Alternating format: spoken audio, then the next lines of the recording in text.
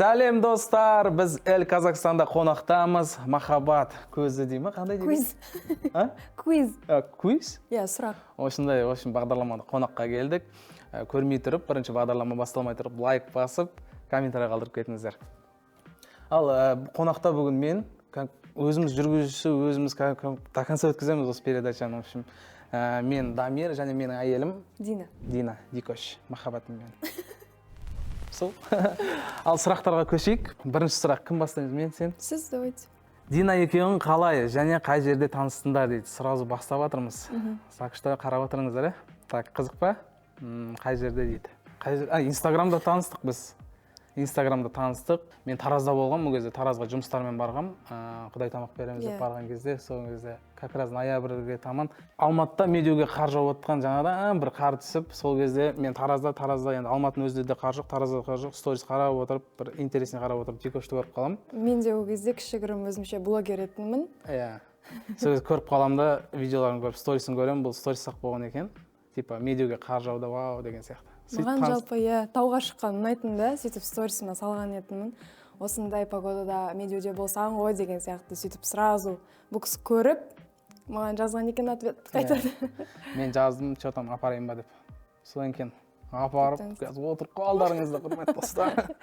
Үшін солай танысқанымыз Инстаграм арқылы. Енді қазір әлеуметтік желі дамыған ғой, міне көріп отырсыздар сіздер. Үйден шықпай, смело өйстіп отырып, любой нәрсені көре бересің, сөйтіп танысып, міне отбасы болып отырмыз, Аллаға шүкір. Келесі сұрақ, Дикош, сенің. Яғни, Дамир, сізді алғаш рет көрген кездегі әсерім дейді.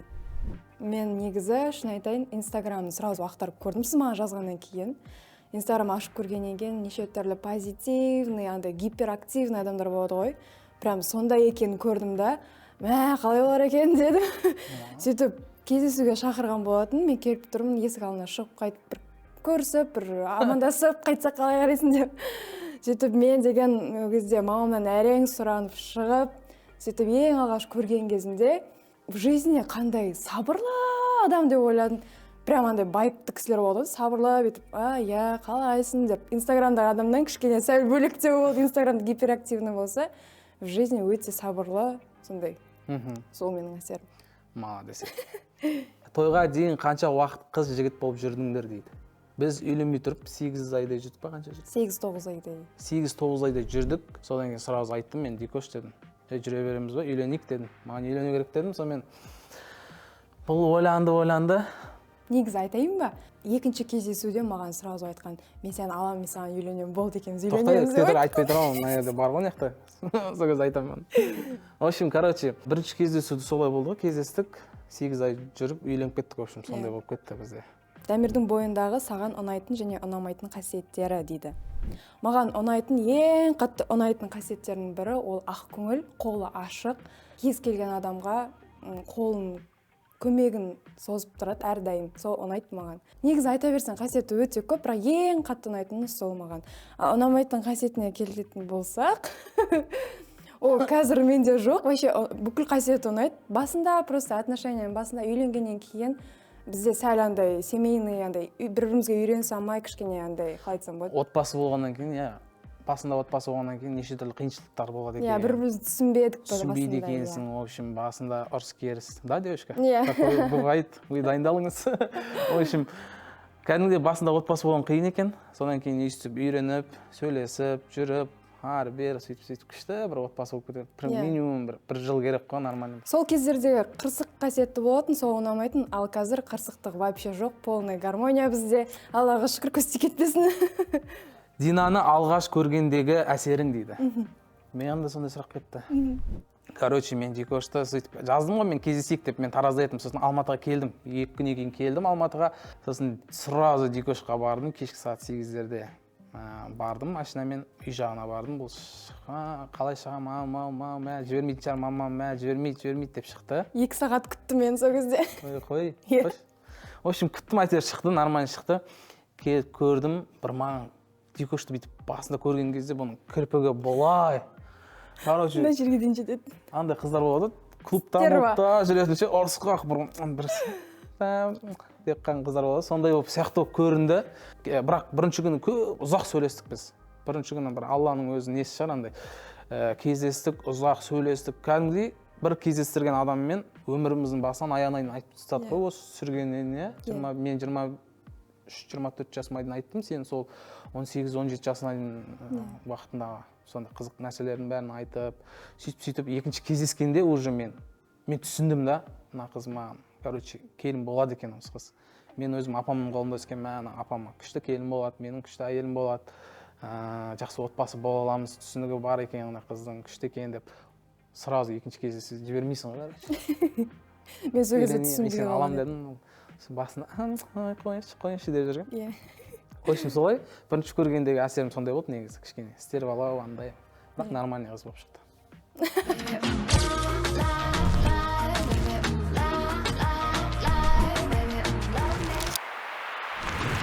Дамирдің саған алғаш берген сыйлығы қандай болды дейді. Маған ең алғашқы берген сыйлығы ол негізі гүлдер көп береді, бірақ ең алғашқы сыйлығы ол менің туған күнімде маған алтын алқа берген болатын. Андай ангелочек сияқты бір модаға шығып кетіп еді, как раз сол кезде соны алып берген болатын туған күнімде.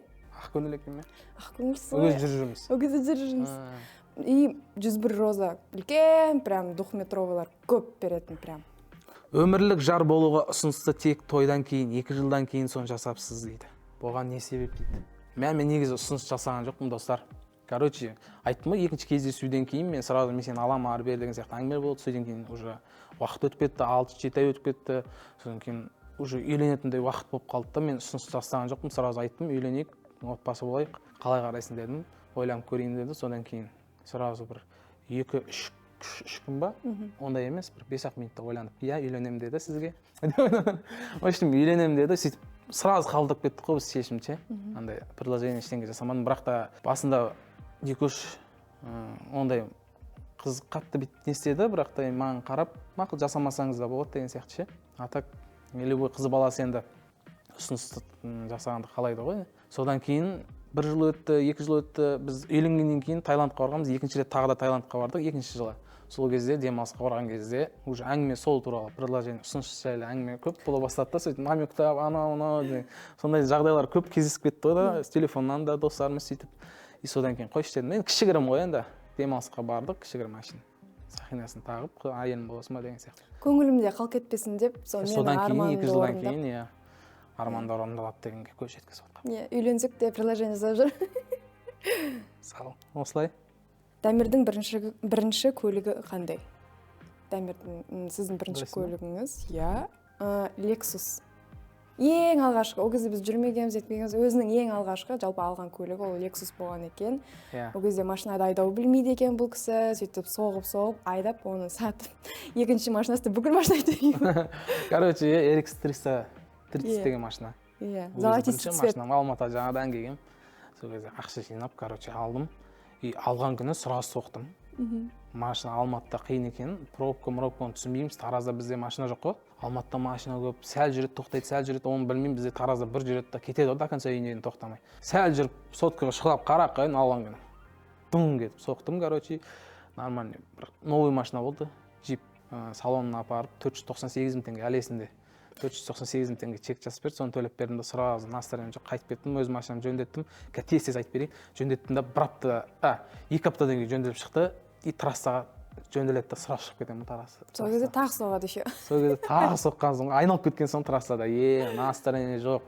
Қасыма бір досымызды алып алғам, екеуміз Алматыдан Таразға шыққанбыз ғой, енді үйге машина алдым, көрсеткім келіп тұрға, апама, таныстарым, туысқандарым бәрін Тараздамен, өзім де Тараздікі болғаннан кейін. Музыка қосып, дерзкий болып кетіп баратқанбыз басында. Басып кетіп баратқанбыз, нормальный музыкамен бақыртып, қасында бір дос балам бар. И туалетке тоқтадық, Мерке деген жері бар. Сол жерге жетіп қалдық, туалетке тоқтап, қыс қой дала. Туалетке тоқтап, и досымды күтіп тұрып, өзімше отырып, жаспыз ғой, газы до конца басып, бит рульде бүйтіп қайын, айналып алып, ортада тұратын темір трассаға соған барып, соғады.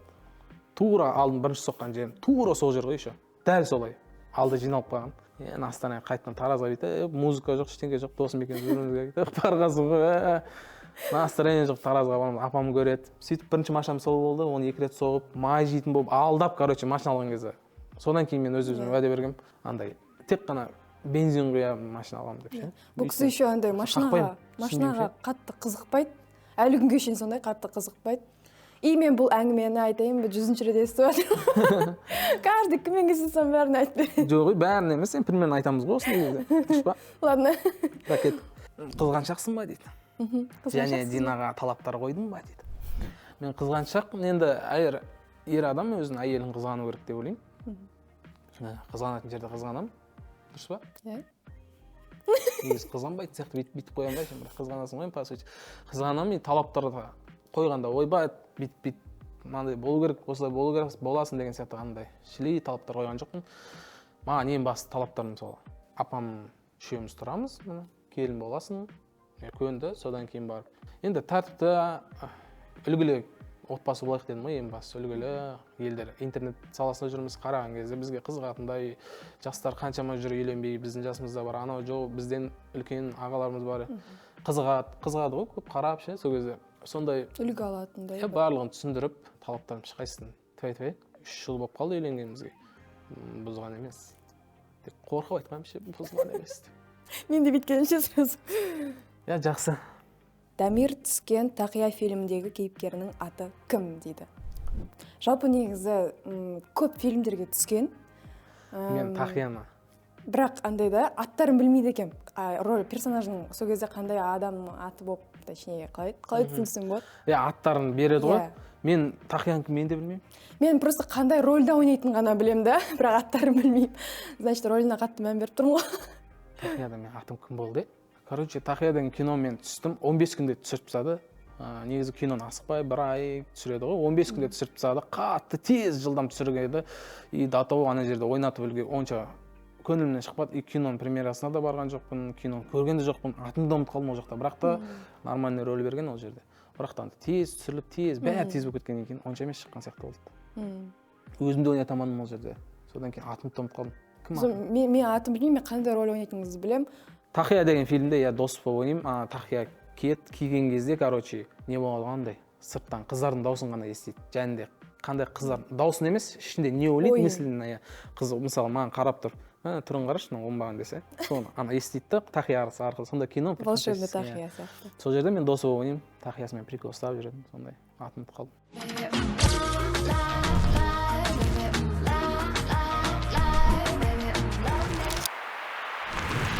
Дина махрге не сұрады, алып бердің бе дейді. Дина, короче, махрге менен жет сұрады. Гүбей. Жеттің не екенін түсінбедім, содан кейін алтын комплект алып бердім. Аны құлағында тұр. Ойнап отырмын, не алып, сол алтын не сұрады, комплект сұрады. Иә, сондай болды. Мен деген осы негізі... мұнда алып бердім, оны 1,5 жыл өткеннен кейін, иә. Негізі алтын апера береді маған. Постоянно біраз болса алтын апера береді, сонысы күшті. Фантазия жоқ, короче. Болды, осы. Алтын сұрады, алтынды алып беріп қойдым. Құрметті қыз келіншектер, қыздар, енді тұрмыс құратындар. Көбісі қазір қарап отырмыз ғой, көбісі квартира, машина, ойбай, ана жігіт қанша жыл өмір бақи жұмыс істесе де ондай нәрсеге қол, енді бәрібір Алланың қолында мүмкін ситуация өзгеріп кетуі мүмкін да, бір момент бағы жанып, сол ойлаған машинасын да әперуі мүмкін, ақшасы түссе ше, бірақ та енді ол да мүмкін да, білмейсің да, сол үшін қыздарға да айтарым. Енді ренжімеңіздер, құлақтарыңызға алтын сырға, махрге келген кезде кішкене ойланып, жігітіңіздің жаңағы болашақ күйеуіңіздің жағдайына қарап, поддержкасын беріп, басынан бастап түсіністікпен қарап, сөйтіп күшті болып кетсе жақсы болады деп ойлаймын. Өйткені машина сразу ауыр нәрсе. Енді менде ақша болса, мысалы менен қазір машина сұраса, менде ақша болып тұрса да, план бар, анау әртүрлі жоспарлар бар, мен қазір машинаны әперіп қойып, сол машина бетіне қарап отырмыз, дұрыс па? Деген сияқты атак, бақытты болыңыздар. Сол махрдың темасы осымен. Жалпы махрға қатты тірелмей қойса да болады, иә? Дамир сені қалай еркелетеді дейді, мені жону деп еркелетеді. Жалпы негізі айтатын... Мен Дикошқа еркеледі, негізі. Мен еркем. Апасымен балас. Негізі екеуміз бір семьяның ерке балаларымыз ғой, негізі. Жаным деп еркелетеді. Одан кейін айтатын сөздер көп, отақан, қошақан деп кете береді. Басынан сықси дейді, иә. Сықси дейді. Сосын апам тұрады да, енем. Дикош емес сен ғой сықси дейді. Маған апам Дикошқа жақтасады, короче. Жоқ, қараңыздаршы, мен көзім нормально ғой да. Жоқ, Дикош, короче, неге ұқсайды, кореянка бар емес па, актрисалар болады ғой бір. Сондай бір басында ұқсайтын, қазір ұқсамай кетті ма? Или нормально, қазір кішкене келіп тұр. Содан кейін енді көз кішкене кореянкалар көздері сықси болады, сосын сықси деймін. Сықси. Сосын андай прикол ұстаймын. чай бір нәрсе істеп жатады, Дина деймін, ау дейді. Соны бір жерде шашылып жатады, мына жерде Дина деп қоя салады. Дина, бір жер Дина деп.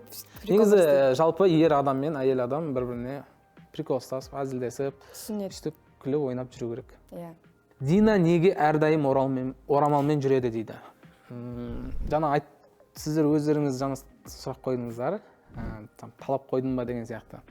Соның ішінде мен де бар етін орамал мәселесіне келген. Жаңағыдай апамның үлкен кісілер, қонақтардың алдында, ағалар, әпкелердің алдында всегда орамалмен жүр деп айтылған.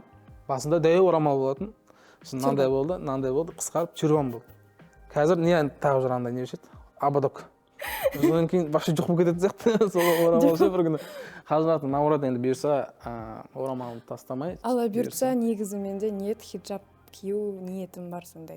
Бұйырса Алла қаласа ол күнге де жетеміз. Жалпы негізі маған шын айтайын ба? Осы күнге шейін маған дайректке келген бірінші сұрақтардың бірі басында неге шешпейсің, басында орамал неге шешпейсің? Сондай сұрақ көп келетін да. Вот, осы сұрақтың жауабы осындай. Жалпы талаптан бөлек маған да негізі орамал таққан ұнайды. Өзімнің бұрынғы қыз кезімдегі фотоларын бәрін қарасам, басында обязательно бір нәрсе таққан екенмін. Повязкасы болсын, орамал болсын. Әйтеуір мына жерім жауып жүрген екенмін да. И значит, ол маған да ұнайды. И бірге коннект болып тұр ғой, короче, талаптарымыз. Бір постыңызда негізі ерте тұрмыс құруға қарсы адамдардың бірі болатынмын деп жазыпсың. Ойыңның өзгеруіне не себеп болды дейді. Өзім білмей тұрмын. Не жазғансың? Негізі ерте тұрмыс құруға қарсы болатын. Иә, сен айтып жүрсің ғой. Ерте тұрмыс құруға қарсы болатын. Сен айтсайшы енді өзің, мен айтпайтын жүрмін. Негізі, қалай айтсам екен? Тұрмыс құрғаннан кейін айттым ғой, жаңа бір жылдың ішінде любой семьяда болады шығар, қиыншылықтар болады, бір-бірін түсініспеушілік болады деген сияқты. Сол кезде, неге ерте тұрмысқа шықтым деген сияқты ойлар кететін да. Сосын жоғы дейтін, қой ондай емес деп өзімізді әйтеуір бұл кісі де сабырға келіп айтып ойшым, бұл ерте тұрмыс құрмай. Бір-бірімізді түсінейік деп сөйлесіп. Бұл вообще тұрмыс құрмаймын деп айтатын ғой ма? Тұрмыс құруға желание жоқ, тұрмыс құрмаймын деген сияқты нәрселер. Қыздардың көбісі сөйтіп айтады негізі. Жоқ, негізі дегенде мен кішкентай болдым, негізі 18-ге толдым, мен сразу алдым ғой. Енді 20 жасқа дейін тағы бір 2 жыл жүруге болатын еді негізінде. Одан кейін өзімде үйленбеймін, тұрмыс құрмаймын, жүремін дейтін қыздардың өздері 20-дан кейін асқаннан кейін жаймен істей бастайды ғой. Негізі шынымен ерте тұрмыс құрғым келмейді. Вообще негізі жалпы тұрмысқа шықпаймын деген ой болды. Мамаммен, өзімнің ініммен до конца жизнь путешествовать етіп жүремін деп ойладым, планым болды. Бірақ жүрегімнің түбінде, оказывается, жаңа путешествие болсын, қыдыру болсын, не нәрсе болсын, не жаңа нәрсе болсын, соның барлығы мен күйеуіммен жалпы істегім келген екен. Соны түсіндім, оны үйленгеннен кейін түсіндім. Аллаға шүкір, қазір сондаймыз. Барлық жаңағы баратын жер болсын, сондай жердің барлығына путешествие болсын, күйеуіммен бірге жүрмін қазір. Бірге ғой, тастамаймын, пока тастамай жүрмін. Пока ма? Пока. Бала шаға болғанша, пока қасымда жүрсін, көрсін. Содан кейін барып видеоға тұрады ғой. Так, Дина қандай гүлдерді жақсы көреді дейді, және қаншалықты жиі сыйлайсың дейді. Негізі Джикош вообще мұнда ғана гүлді жақсы көріп бастады. Вообще гүл жақсы көрмейтін негізі. Я в шоке.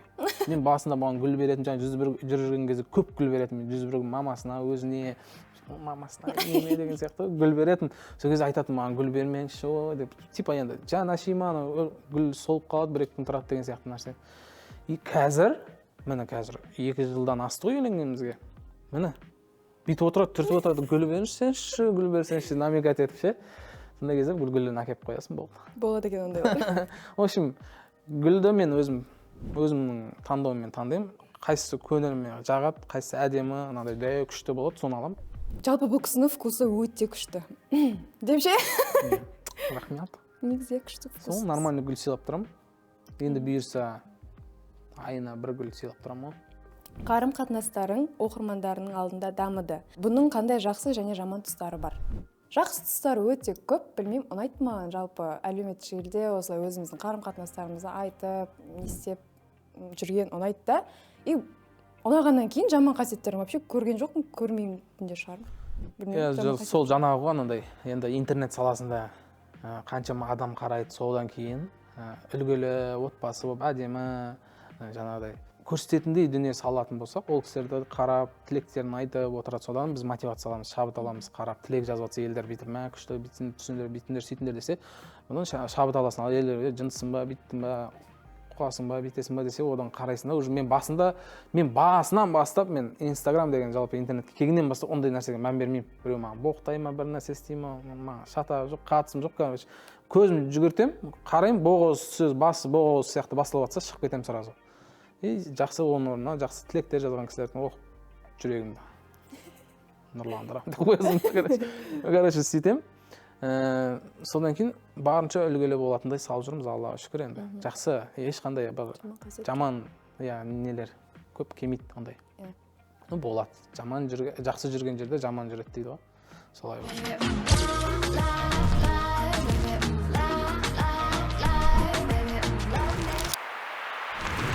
Қарым-қатынастарындағы ең естен кетпес сәт. Так. Естен кетпес сәт қақта болды бізде? Мен айтайын ба? Қытайда. Қытайда, короче, есіме түсті. Қытайда қарым-қатынасымыз ең бір есім кетпейді. Тұр Қытайдағы бір. Короче, машинаның алдында, артында дикош тұр, бүйтіп тұр. Не істерін білмей тұр. В общем, бұны сіздер түсінбейсіздер, айтуға біртүрлі қысыламын. Мақұл, ол өзіміздің арамыздағы ең керемет сәт болсын, айтылмайтын ше.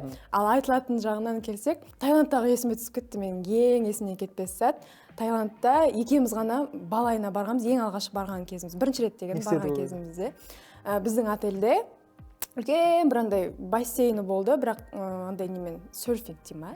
Қандай өзі андай тақтай бар ғой. Андай судан бүйтіп кететін ше, аяқтың үстіне тұрып аласың. Иә, соның үстінде екенбіз, ешкім жоқ, дала қап-қараңғы бассейн тура ортасына жетіп алғанбыз, аспан қарап, жұлдыз қарап. Бұның басы былай, мен басым былай, короче, басымыз бір-бірімізге бүйтіп тұр, төбеге қараймыз, төбенің бәрі жұлдыздар. Таиландта кәдімгі еще андай маймылдардың дауысы шығады. Иттің дауысы шығып тұр. Аманғали болып кетсің, ойнап отыр. Бұл кісі жануарлардың дауысын жақсы келтіреді. Короче, сол кезде маған да ұнаған. Күшті бүйтіп жатыр, аспанға жұлдыздар, күшті сөйлесіп жатып, шомылып, құлап шетке. Күшті болды. Жақсы, иә. Дамирдің сен үшін жасаған ең батыл және романтикалық әрекеті. Айтшы.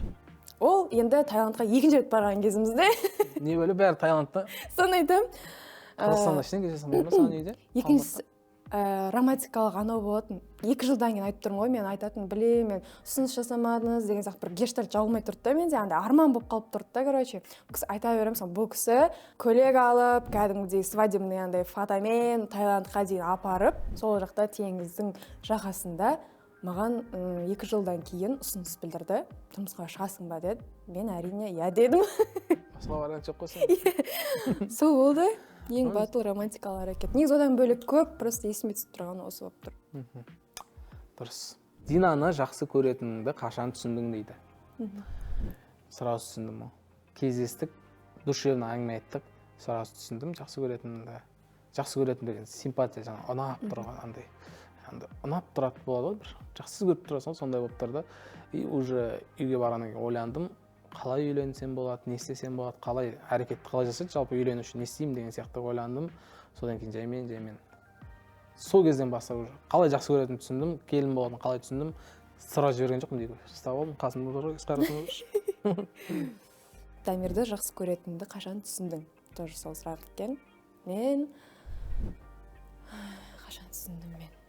Менде тоже самый. Басында симпатия болды, бауыр басу болды. Одан кейін уже жақсы көретінімді, менің адам екенімді түсіндім. Басында ма? Басында, ес. Басының ортасында.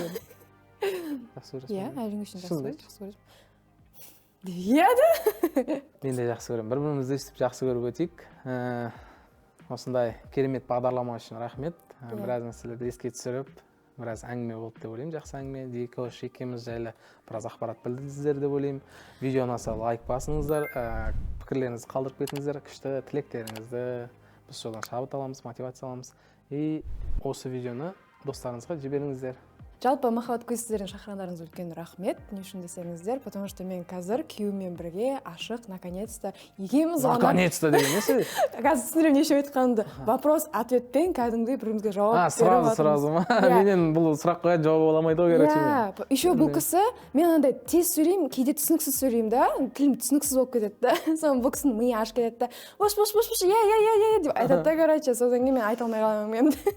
Сол, бақытты болайық, аман болайық, бар болайық, давайте. Рахмет барлықтарыңызға.